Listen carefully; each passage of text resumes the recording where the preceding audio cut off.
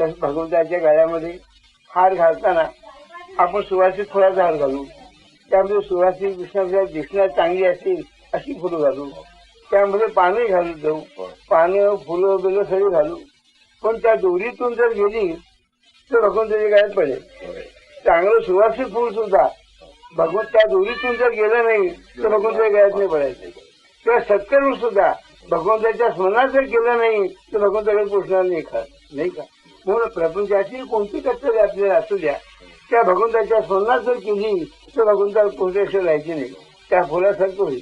म्हणून मला तर असं वाटतं होतं का प्रत्येकाने एकच गोष्ट करावी, आपल्या कर्तव्याला चुकू नये. जी विहित कर्म आहे ती करतच राहावी, सत्कर्माला चुकू नये आणि कर्तव्यात भगवंताची स्मृती राखावी, हा खरा उपाय दिसतो नाही का. मी म्हणजे साधे कोणतेही असू द्या, आज लहान मुलाला विद्या करून काय मिळायचं पुढे साध्य त्याला माहिती आहे, पण वडिलांच्या आज्ञेतून मुलगा शिकतो आणि शहाणा होतो पुढे.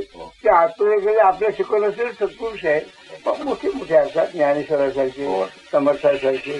त्यांनी जे आम्हाला राहून दिलं ते साध्य आमच्या डोळ्यासमोर ठेवून त्या साध्यानं जाणं एवढं आमचं कर्तव्य आहे. साध्याचा विसरलं पडायला एवढं करावं.